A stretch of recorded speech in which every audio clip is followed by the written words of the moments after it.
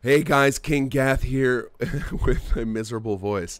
I apologize, I am sick, and I didn't want to let that stop me from getting you guys a new patch, especially one I'm this excited about.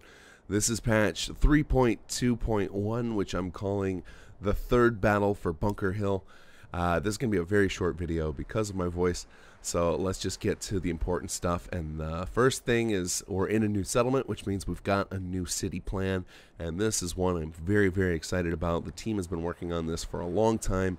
It is a very complex build, and it does something incredibly unique, which is that it reacts to how you play out the main story of the game. So depending on certain decisions that you make, it might change this settlement even after it hits level 3. So I urge everybody to check this out. It is probably my favorite settlement build we've done so far.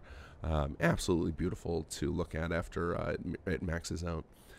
Alright, the other thing I'm going to show you guys real quick is that I added some new functionality to the Town Meeting Gavel, which if you're not familiar with that, if you've ever looked at the City Planner's desk, if you look when you're not on the City Plan blueprint here, if you go just a little bit off to the left here, you'll see there's a crafting option. And if you go down to Tools, you'll find the Town Meeting Gavel, along with a bunch of other things. But the Town Meeting Gavel, I've added a couple of important functions to, which I'm going to show you now. The Town Meeting Gavel can be found under Aid. And if you run this guy, you will get a few options. Now, two of these options, Gather Around and Scrap This Settlement, have been in for a while. The Gather Around starts a town meeting where all of the settlers are teleported to you, and then they'll follow you around for about 30 seconds so that you can assign them to various things. Scrap This Settlement will tear down a settlement completely, and that includes the normal stuff you would scrap, and it's also capable of tearing down a city plan. So if you decide you're done with a city plan, or if you're having problems with it, you can use this. And then in this patch, I've added two new features, and one is the Back to Work. And this does two things. One is it makes sure that any unassigned plots or work objects or beds you have get assigned by any settlers that are lounging around. And it also can be just used to move everyone to where they belong. So if you find that sometimes when you arrive in a settlement and all of your settlers are just pooled up, this will make everyone go where they belong. So if it's during the workday, it'll put them on their jobs. If it's at night, it will put them either in bed or on some sort of relaxation object. Oh, hopefully you all can hear me. I've had to get real quiet to not strain my throat.